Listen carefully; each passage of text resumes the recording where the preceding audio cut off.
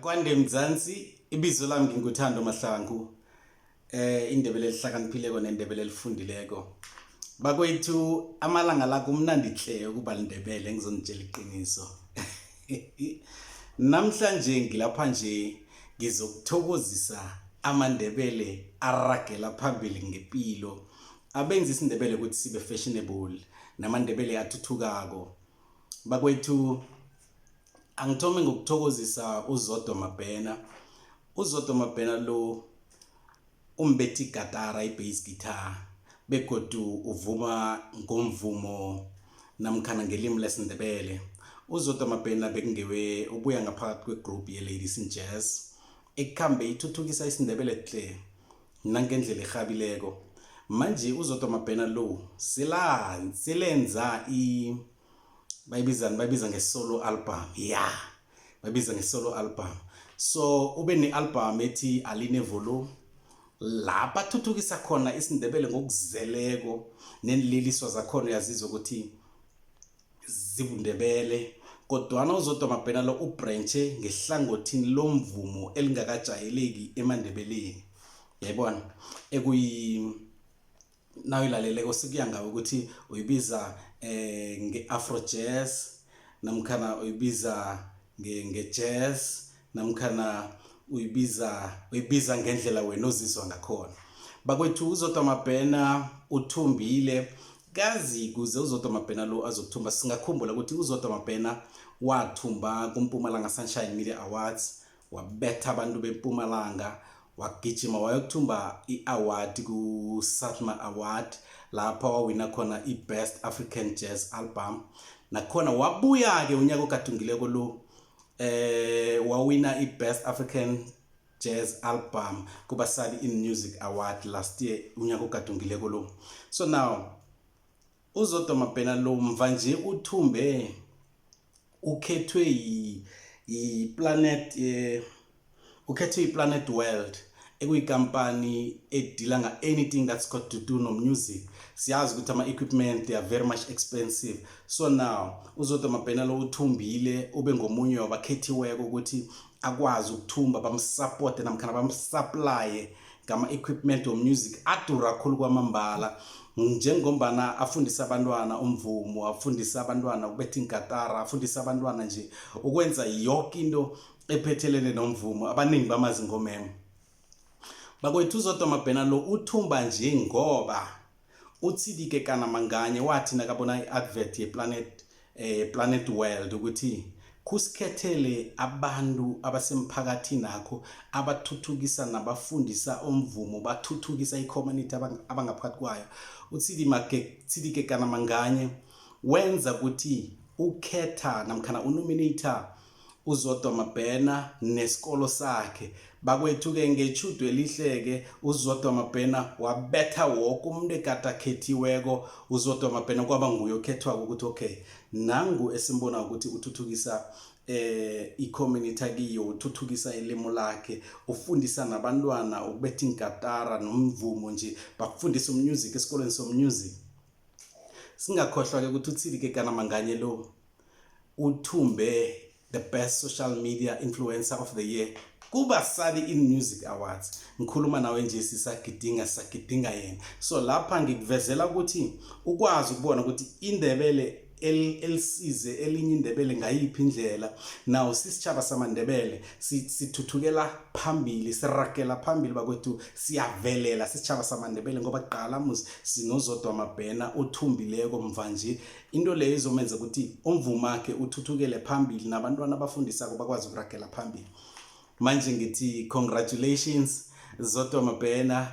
Tsidike Kanamanganye siyathokoza ukuthi ubone ukuthi iNdebele lekhethu linendima elidlalako wakhetha lona bakwazi umkhetha nesikolo sakhe ukuthi napho abantu sizoba supply nge-equipment yo music esimahla. Bakwethu ngiyabuya ke lapha ngithokozisa uThulani Bongwe.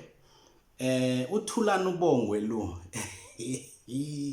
siyamazi hle ukuthi umswa onekhono begodu into yesiNdebele kade ayithuthukisa kade nesifiso sokufika lapha afike khona namhlanje. uThulani Bongwe lo bakwethu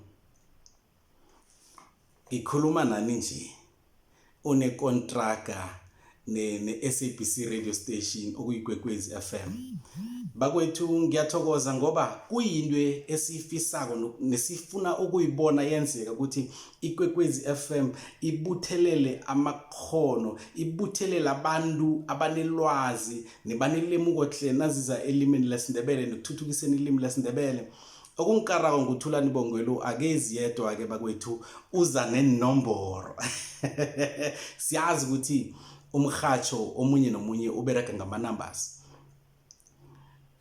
Bakwethu ngithokoza i-management yekwekwezi FM yokuthi bakwazi ukubona ikhono lakaThulani analo nekareko nehuluphelo anayo, bamnikela a bigger platform ukuthi ageze ngapha isiNdebele sazosithuthukisa khudlwana, azokuthola iground elifertile, azokuthola iground elikhudlwana kunaleli kade adlalela kilo.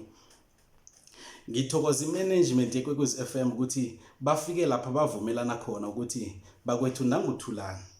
uThulani ufundile, uThulani uyalazi ilimi lesiNdebele, uThulani unekareko begodu unekhono begodu unelwazi naziza elimini lesiNdebele. Asimthatheni naye simfakeni ngaphakathi komkhatsho ukuthi akwazi kuba ngomunye wethu, akwazi ukufundisa isitjhaba sekhethu, isitjhaba samaNdebele, ngoba nakwenzeka lento i-management yekwekwezi FM bayenzileko bakwethu, ayivuleli uThulani yedwa iminyango kodwana ivulela elinye nelinye iNdebele elinelwazi nelinekhono elisese ku ground level.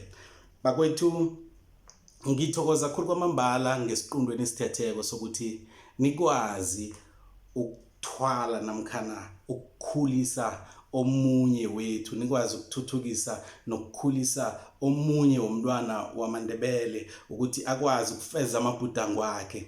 Ngithokoza ukuthi nimvulela umnyango, ngithokoza ukuthi nivumile ukuthi akeze azoba part of the organization.